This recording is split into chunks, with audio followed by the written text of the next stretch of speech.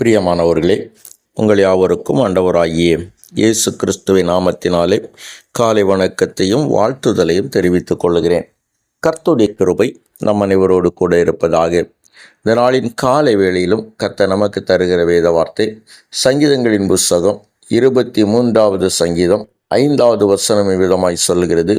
என் சத்துருக்களுக்கு முன்பாக நீர் எனக்கு ஒரு பந்தியை ஆயத்தப்படுத்தி என் தலையை எண்ணெயால் அபிஷேகம் பண்ணுகிறேன், என் பாத்திரம் நிரம்பி வழிகிறது என்று வேதம் சொல்லுகிறது.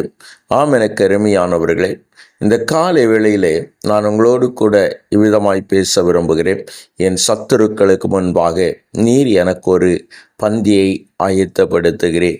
என்னை கேட்டுக்கொண்டிருக்கிற என் அன்பு தேவனுடைய திருச்சபையே, ஆண்டவராகிய கர்த்தர் நம்முடைய நலன்களிலே மிகவும் கவனமாக இருப்பதைப் போல நம்முடைய எதிரிகளுக்கு முன்பாகவும் நம்மை ஆசீர்வதிக்க வேண்டும், அல்லாவிட்டால் நம்முடைய எதிரிகளுக்கு முன்பாகவும் நம்மை மேன்மைப்படுத்த வேண்டும் என்பதிலே நம்முடைய ஆண்டவராகிய கர்த்தர் மிகவும் அவர் கவனமாய் இருக்கிறார் என்பதை நாம் பார்க்க முடிகிறது.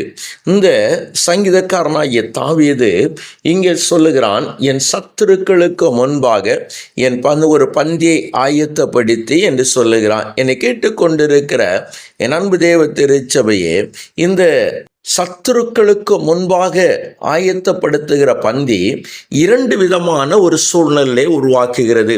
முதலாவது, இந்த பண்டைய மத்திய கிழக்கு நாடுகளிலே ஒரு அரசர் அல்லது ஒரு குடும்பத் தலைவர் தன்னுடைய விருந்தினருக்கு ஒரு பந்தியை ஆயத்தப்படுத்துவார், அல்லாவிட்டால் ஒரு விருந்தை ஆயத்தப்படுத்துவார் என்று சொன்னால் அது அந்த மனிதனை கௌரவிப்பதாகும். அந்த விருந்தினர் வீட்டிற்குள்ளாய் வந்த பிற்பாடு அந்த மனிதனுடைய எதிரிகள் அந்த மனிதனை அந்த விருந்தினுடைய வீட்டில் இருக்கும் வரையிலும், அல்லாவிட்டால் அந்த அரசருடைய பந்தியில் இருக்கும் வரையிலும் தொட முடியாது. காரணம், அந்த மனிதனுடைய முழு பாதுகாப்பும் அந்த விருந்தோம்பல் அளிப்பவருடைய பாதுகாப்பிலே இருக்கிறது. அது மாத்திரமல்ல, இன்னும் சோதரம் இந்த வரலாற்று பின்னணி இவ்விதமாய் சொல்லுகிறது. போரில் வெற்றி பெறுகிற அரசர்கள் பொதுவாக தங்களுடைய வீரர்களுடன் விருந்தை நடத்துவார்களாம். இப்படி வீரர்களுடன் விருந்தை நடத்துகிற பொழுது அவர்களால் கைது செய்யப்பட்ட, அல்லாவிட்டால் பிணைய கைதிகளாய் கொண்டு வரப்பட்டவர்களை ஒரு இடத்தில் வைத்து அவர்களை கட்டி வைத்துவிட்டு அவர்களுக்கு முன்பாய் இந்த பந்தி, அல்லாவிட்டால் இந்த விருந்தோம்பல், அல்லாவிட்டால் இந்த விருந்து நடக்கும் என்பதாய் வேதம் வரலாறு நமக்கு சொல்லுகிறது. என்னை கேட்டுக்கொண்டிருக்கிற என் அன்பு தேவ திருச்சபையே, இதோ சோதரம் தாவீது இந்த இரண்டு விதமான பந்திகளிலும் அவர் அமர்ந்தவர் ஆனபடியினாலே அவர் இவ்விதமாய் சொல்லுகிறார், என் சத்துருக்களுக்கு முன்பாக நீர் எனக்கு ஒரு பந்தியை ஆயத்தப்படுத்தி என்று சொல்லுகிறார். ஆம், எனக்கு அருமையானவர்களே, இந்த காலை வேளையிலும் ஆண்டவர் இதை உங்களுக்கும் செய்ய விரும்புகிறார். உங்களுக்கு எதிராய் நிற்கிறவைகளுக்கு முன்பதாய், உங்களை வேதனைப்படுத்துகிறவைகளுக்கு முன்பதாய், நீங்கள் போராடுகிறவைகளுக்கு முன்பதாய் ஆண்டவர் உங்களை உயர்த்தி உங்களை ஆசீர்வதித்து உங்களை மேன்மைப்படுத்தி அந்த சூழ்நிலைகளின் கண்களுக்கு முன்பாகவே உங்களை உயர்த்தி உங்களை நன்மையினால் திருப்தியாக்க விரும்புகிறார். எனவே அந்த கிருபை தான் இந்த காலை வேளையிலே நம் அத்தனை பேருக்கும் வந்து கிடைக்க போகிறது. அந்த கிருபையை நாம் பெற்றுக்கொள்ளும்படியாய் கண்களை மூடி ஜெபிக்கலாமா?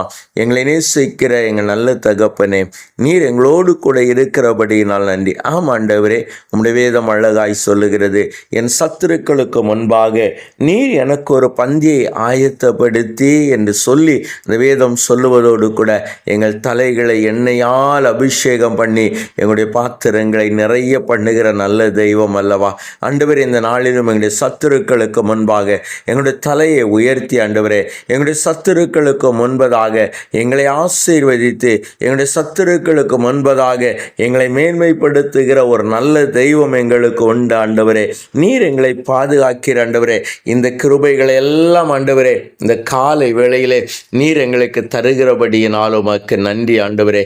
எந்த இடத்திலே நாங்கள் வெட்கப்பட்டு நிற்கிறோமோ, எந்த இடத்திலே நாங்கள் போராடி கொண்டு நிற்கிறோமோ, அந்த இடத்தில் தானே என் ஆண்டவர் எங்களை உயர்த்த வேண்டும் என்று ஜெபிக்கிறோம். கிருபையும் சமாதானமும் மகிமையும் எங்களை சூழ்ந்து கொள்ளட்டும். இந்த நாள் முழுவதும் கர்த்தர் பாதுகாத்துக் கொள்ளும். இயேசுவின் நாமத்தில் ஜெபிக்கிறோம் எங்கள் ஜீவனுள்ள நல்ல பிதாவே.